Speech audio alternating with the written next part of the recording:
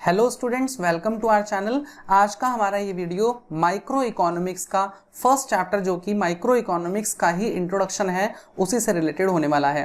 देखिए, इससे पहले भी आपने इकोनॉमिक्स को 9th क्लास में 10th क्लास में एसएसटी के एक हिस्से में पढ़ा, पर अब एक आपका एक सेपरेट सब्जेक्ट ही आ गया इकोनॉमिक्स। तो हमें सबसे पहले यही समझ लेना चाहिए कि अब हम जब इसको एक सेपरेट सब्जेक्ट के तौर पर पढ़ रहे हैं तो इसका मतलब क्या है, इसमें हम क्या क्या पढ़ने वाले हैं। तो आज का ये वीडियो आपको एक इंट्रोडक्शन क्रिएट करेगा और आपकी एक बेसिक अंडरस्टैंडिंग डेवलप कर देगा कि आपको माइक्रो इकोनॉमिक्स या इकोनॉमिक्स में एक्चुअल में पढ़ना क्या है। तो चलो स्टार्ट करते हैं। तो सबसे पहली हम देख लेंगे कि इकोनॉमी होता क्या है एक्चुअल में, फिर हम ये भी समझेंगे कि इकोनॉमिक्स क्या है और इकोनॉमिक्स को पढ़ना क्यों है हमें। तो आज का इंट्रोडक्शन पार्ट हम स्टार्ट करते हैं। तो देखो, आप घर से स्कूल जाते हो, आप बहुत सारी चीज़ें अपने आसपास होते हुए देखते हो, चाहे वो फैक्ट्रीज में कोई काम हो रहा है या माइनिंग एक्टिविटी, शॉप्स हैं, ऑफिसेज हैं, फ्लाईओवर्स, रेलवे,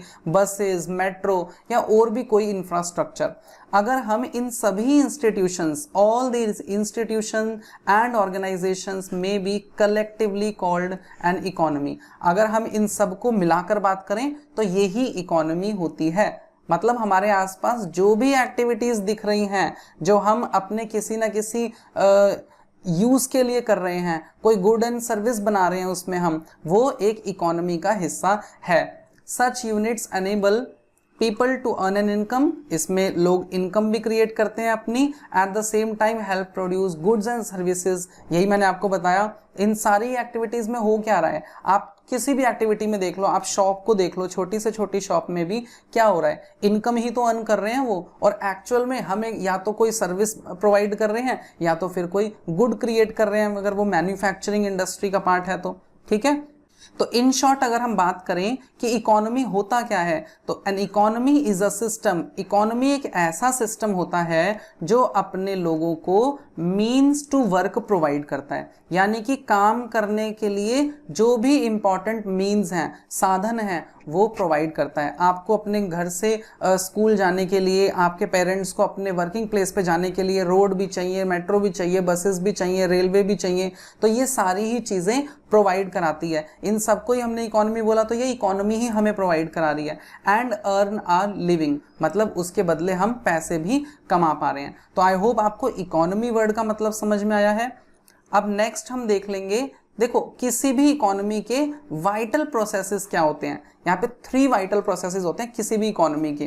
ठीक है, तो इकोनॉमी एक ऐसा सिस्टम, हमने बात की, which provide living to the people, और इस ही ऑब्जेक्टिव को पूरा करने के लिए किसी भी इकोनॉमी को 3 इकोनॉमिक एक्टिविटीज करनी पड़ती हैं। पहला, जैसे कि हमने बात करी कि गुड्स एंड सर्विसेज का प्रोडक्शन हो रहा है, मतलब कोई बना रहा है, तो ये भी इकोनॉमी का बहुत ही मेन वाइटल प्रोसेस है। वाइटल मीन्स बहुत ही ज़्यादा इंपॉर्टेंट प्रोसेस है, एसेंशियल प्रोसेस है। और दूसरा है हमारा इसमें कंजम्पशन का। अगर कोई भी गुड एंड सर्विस प्रोडक्शन किया जा रहा है उसका, तो क्यों किया जा रहा है, क्योंकि उसको कंज्यूम करने वाला कोई है। बात समझ में आ रही है। अगर शॉप खुली हुई है आपके आसपास तो वो इसीलिए खुली हुई है ना, क्योंकि उसके लिए कोई कस्टमर है, तो कस्टमर ही कंजम्पशन कर रहे हैं, तो कंजम्पशन भी दूसरी एक्टिविटी होती है। और तीसरी एक्टिविटी होती है हमारी इन्वेस्टमेंट। ये भी बहुत ही इंपॉर्टेंट एक्टिविटी है। अगर गवर्नमेंट या कोई प्राइवेट फर्म, एक प्राइवेट इंडिविजुअल अगर इन्वेस्टमेंट ही नहीं करेंगे तो इतनी सारी चीज़ें इकोनॉमी में अवेलेबल होंगी कैसे। तो 3 प्रोसेसेस हमने पढ़ लिए, वाइटल प्रोसेसेस हैं किसी इकोनॉमी के। These economic activities are known as essentials or the vital processes of an economy. इसी को हम वाइटल या फिर एसेंशियल प्रोसेसेस समझते हैं। जैसा कि मैंने कहा था कि अब हम फिर ये समझेंगे कि रीजन क्या है एक्चुअल में, इकोनॉमिक्स को पढ़ने का रीजन क्या है। देखो, सिंपल रीजन हम समझते हैं। Economics is studied because it enables us to understand different aspect of the economy. हमने यहाँ पे पढ़ा पिछली स्लाइड में कि इकोनॉमी क्या होता है, मतलब इकोनॉमी में सारी वो चीज़ें आ रही हैं जो हमें मीन्स टू वर्क प्रोवाइड कर रही हैं, लिविंग अर्न करने के लिए काबिल बना रही हैं। तो उसी इकोनॉमी के सभी अलग अलग एस्पेक्ट्स को समझने के काबिल कौन बनाएगा आपको, इकोनॉमिक्स बनाएगी। तो इकोनॉमिक्स में इस इकोनॉमी की स्टडी ही करेंगे हम। However, the main reason for study of economics can be simplified to a single word. आपसे अगर पूछा जाए कि the main reason for study of economics और वो भी एक वर्ड में बताओ, तो उसका आंसर आपका हो जाएगा scarcity. Scarcity का क्या मतलब होता है? Scarcity का सिंपल मतलब होता है किसी भी चीज की कमी. किस चीज की कमी हो रही है यहाँ पर? रिसोर्सेस की. रिसोर्स क्या होता है? सिंपल, कोई भी चीज जो आपके लिए काम आ रही है, किसी भी तरीके से वैल्यू क्रिएट कर रही है कोई, तो वो रिसोर्स है. ठीक है, तो resource in term of money भी हो सकता है. मान लो आपका बर्थडे, आपने अपने पेरेंट्स को बोला कि भाई मुझे बर्थडे पे कुछ चीज़ें चाहिए, मुझे शूज़ भी चाहिए, मुझे मोबाइल फ़ोन भी चाहिए, मुझे साइकिल भी चाहिए, इस तरीके से. पर आपको क्या जवाब मिलता है कि भाई हमारे पास इतना ही बजट है कि हम आपको एक आधी चीज़ कोई दिला सकते हैं. तो फिर आप फिर चूज़ कर लेते हैं कि हाँ ठीक है, ये वाली चीज़ मैं अभी ले लेता हूँ. ठीक है, तो इसका मतलब क्या हुआ कि आपके पेरेंट्स के पास भी रिसोर्सेज अनलिमिटेड नहीं है. रिसोर्सेज क्या होते हैं? स्केयर्स होते हैं. स्केयर्स को अगर हम ऑल्टरनेट वर्ड देखें तो इसका मतलब लिमिटेड ही होता है. ठीक है, मतलब कि कमी है रिसोर्सेज की. तो स्केयरसिटी ही सबसे बड़ा रीजन है कि हमें सोचने पे मजबूर कर देती है कि अगर हमारी इकोनॉमी में रिसोर्सेज की कमी है तो अब हमें इन रिसोर्सेज को इतने अच्छे से इस्तेमाल करना होगा कि हम अपनी सारी गुड्स एंड सर्विसेज जो प्रोड्यूस करना चाहते हैं उनको अच्छे से अच्छे लेवल पर हम प्रोड्यूस कर लें. इसको कहते हैं इकोनोमाइजिंग द रिसोर्सेज. आगे बात करते हैं. We all know human wants are more than the available resource. यही मैं आपको कह रहा हूं, आपसे पूछा जाएगा तो आप पूरी लिस्ट ही पकड़ाओगे अपने पेरेंट्स के सामने. ठीक है, so there is need to allocate these scarce resource for the satisfaction of never ending human wants. और आपकी ये जो never ending human wants हैं इसको complete भी करना है, तो आप क्या करोगे? इस scarce resource को यूज कर कर maximum satisfaction चाहोगे. scarcity of resources call for economizing of resource. ये मैं आपको बता रहा था कि स्केयरसिटी है क्योंकि इसीलिए आपको रिसोर्स को इकोनोमाइज करना होगा, मतलब बेस्ट तरीके से इस्तेमाल करना होगा. अगर मान लो आपको पॉकेट मनी मिली है ना, मान लो आपको 100 रुपीज पॉकेट मनी मिल रही है, तो आपके पास वो क्या हुए? रिसोर्स स्केयर्स हैं, कम है, इतने ही है, लिमिटेड है. ठीक है, तो अब आप क्या करोगे? इसको इकोनोमाइज करोगे. मुझे ये भी चाहिए था, ये भी चाहिए था, काफी सारी चीजें चाहिए थी, अब आप उसको बेस्ट यूज करने की कोशिश करोगे. यही इकोनॉमिक्स का मेन पॉइंट है. Economizing of resource refers to making optimum use of the available resources. There is a need to economize as we have to satisfy our unlimited wants out of limited resources. क्योंकि हमें limited resources से अपनी unlimited wants को कैसे भी करके पूरा करना है, तो हमें क्या करना पड़ेगा? Economize करना पड़ेगा resources को. अब देखो यहाँ पे हम ध्यान से दोबारा से समझ लेते हैं. Resources की हमने बात करी. Resources कैसे हैं? Scarce हैं, मतलब ये लिमिटेड हैं. कोई भी रिसोर्स हमारे पास अनलिमिटेड अवेलेबल नहीं होता. वहीं दूसरी तरफ अगर हम ह्यूमन वांट्स की बात करें, वो कैसी है? वो तो अनलिमिटेड है.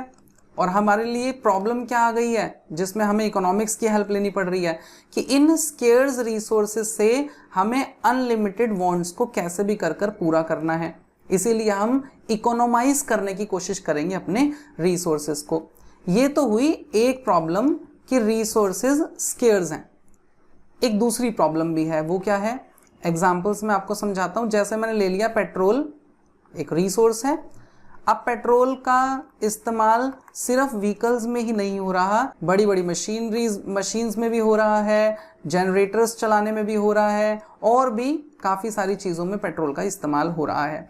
तो हमने ये देखा कि एक तो पेट्रोल पहले से ही कम है, वो रिसोर्स पहले से ही स्केयर्स है, और दूसरा उसके इतने सारे यूजेस भी हैं. तो इसमें मैंने क्या कहा? दूसरी प्रॉब्लम हमारे सामने क्या आती है? एक तो रिसोर्सेज स्केयर्स हैं और दूसरा उसके इतने सारे यूजेस हैं. इस पॉइंट को हम बोलते हैं ऑल्टरनेट यूजेस. तो ये दो प्रॉब्लम हमारे सामने आ जाती हैं जब हम रिसोर्सेज के बारे में पढ़ रहे होते हैं. स्केयर्स हैं और उसके कई कई यूज हैं हमारे लिए. ऐसे ही ह्यूमन वांट्स अनलिमिटेड है, और ये क्या है? प्रायोरिटीज में अलग अलग हैं. प्रायोरिटीज इसकी डिफरेंट हैं. कैसे? मैंने आपको एग्जांपल दिया कि आपको अपने बर्थडे पर साइकिल भी लेनी थी, आपको मोबाइल फ़ोन भी लेना था, आपको कपड़े भी खरीदने थे, आपको शूज़ भी लेने थे. अब जब आपको बता दिया गया कि आपके पास हम एक ही चीज़ दिलवा सकते हैं, तो आपने सोचा कि अच्छा मैं सबसे पहले मोबाइल ले लूँ या साइकिल खरीद लूँ। फिर आपने सोचा अच्छा इस बार ही हम साइकिल ले लेते हैं, बाद में मैं मोबाइल फ़ोन देख लूँगा। तो इसका मतलब क्या हुआ कि ये जो अनलिमिटेड वांट्स हैं, इन सब की प्रायोरिटी सेम नहीं है, अलग अलग है। कोई चीज़ आपको बहुत ज़्यादा ज़रूरी चाहिए, कोई चीज़ आपके लिए अभी कम ज़रूरी है। तो ये यहाँ पे दो बातें आ जाती हैं, एक अनलिमिटेड ह्यूमन वांट्स और दूसरा प्रायोरिटीज में डिफरेंसेस हैं यहाँ पर। तो अब लिखना कैसे है, इतनी सारी चीज़ें हमने समझ तो ली। तो इकोनॉमिक प्रॉब्लम अगर बात आ जाती है तो ये एक ऐसी प्रॉब्लम है चॉइस की, involving satisfaction of unlimited wants out of limited resources having alternate uses. ये आपकी डिफाइन बन जाएगी, ये मैंने आपको समझा दिया। अगर 3 रीजंस आपसे पूछे जाएं तो 3 रीजंस में सबसे पहला बताया मैंने आपको, स्केर्सिटी है रिसोर्सेज की। रिसोर्सेज जैसा कि land, labour, capital are limited in relation to the demand and economy can not produce all what people want. जो इकोनॉमी के पास रिसोर्सेज हैं वो किसी भी तरीके के हों, लैंड, लेबर, कैपिटल, है ना, वो स्केर्स हैं। स्केर्स का मतलब क्या होता है, मैं बार बार बता रहा हूं आपको, एक और एग्जांपल देख लो। डिमांड जिसकी ज़्यादा होती है सप्लाई से, कहने का मतलब हम चाहते हैं बहुत ज़्यादा लेकिन उसकी सप्लाई जो है वो कंपैरेटिवली कम है, इसी को स्कैरसिटी कहते हैं। हमने समझ लिया इसे। दूसरा आ गया अनलिमिटेड ह्यूमन वांट्स, ये आपका दूसरा रीज़न है पढ़ने का इकोनॉमिक्स, इकोनॉमिक प्रॉब्लम भी कहते हैं इसको। Human wants are never ending, they can never be fully satisfied, बिल्कुल ठीक बात है। As soon as one want is satisfied another new want emerges. तो जैसे ही आपकी कोई वांट सेटिस्फाई होती है तो एक नई वांट क्रिएट हो जाती है। आज आपको साइकिल चाहिए, कल आपको स्कूटी चाहिए, फिर बाइक चाहिए, फिर महंगी बाइक चाहिए, अब कार चाहिए, बड़ी कार चाहिए। Wants of the people are unlimited and keep on multiplying and cannot be satisfied due to limited resources। पर हमारे पास limited resources होने के कारण हम इतनी सारी अपनी unlimited wants को पूरा नहीं कर सकते। यही हमारे लिए प्रॉब्लम है, हम इकोनॉमिक प्रॉब्लम की बात कर रहे हैं। और तीसरी हमारी क्या प्रॉब्लम है, alternate uses. Resources are not only scarce, सिर्फ कम ही नहीं है but they can also be put to various uses. Petrol का मैंने एग्जांपल दिया, यहाँ पे लिखा है petrol is used not only in vehicles but also for running machines, generators etcetera. तो एक ही चीज के कई कई इस्तेमाल भी हैं। अब हमने ये तो समझ लिया कि इकोनॉमी क्या है, अब हम समझते हैं इकोनॉमिक्स क्या है। ठीक है, economics is a social science. इसको सोशल साइंस इकोनॉमिक्स को क्यों कहा जा रहा है, इसीलिए कहा जा रहा है क्योंकि इतनी देर से देखो हम क्या समझ रहे हैं, अपनी सोसाइटी में रहने वाले जो लोग हैं उनके बिहेवियर की तो बात कर रहे हैं ना, कि उनके पास लिमिटेड रिसोर्सेज हैं, अनलिमिटेड वांट्स हैं, कैसे वो सेटिस्फाई कराएंगे, उनको इकोनॉमाइज करना पड़ेगा। तो हम इसमें क्या कर रहे हैं, अपने सोसाइटी के लोगों की बात कर रहे हैं, सोसाइटी का कैसे वेलफेयर हो, इसी की हम इकोनॉमिक्स में बात करेंगे। इसीलिए एक सोशल साइंस है which studies the way a society chooses to use its limited resources which have alternate uses. वही डिफाइन वाली बात आ गई, to produce goods and services and to distribute them among different group of people. और उसके बाद वो अलग अलग तरीके से कहाँ पर डिस्ट्रीब्यूट होगा, कहने का मतलब किसको कितनी इनकम मिल पाएगी। देखो शॉर्ट में अगर हम बात करें तो economics is all about making choices in the presence of scarcity. आपके पास चीज़ों की कमी है, आपको चूज करना पड़ रहा है, यही इकोनॉमिक्स समझाती है। तो यहाँ तक अभी हमने इंट्रोडक्शन समझ लिया है। नेक्स्ट स्लाइड हमारी है सेंट्रल प्रॉब्लम्स की, आपके चैप्टर का पार्ट है लेकिन हम इसको नेक्स्ट पार्ट में करेंगे। मुझे लगता है कि जो भी चीज़ें मैंने समझाई हैं आपको समझ आई होंगी। मैंने कोशिश अपनी तरफ से पूरी करी है। अगर कोई भी डाउट आपका होता है तो नीचे कमेंट डाल दीजिए, मैं ज़रूर कोशिश करूँगा कि अगर आपका कोई भी डाउट है मैं उसको क्लियर करूँ। तो मिलते हैं नेक्स्ट वीडियो में, तब तक के लिए टेक केयर, गुड बाय।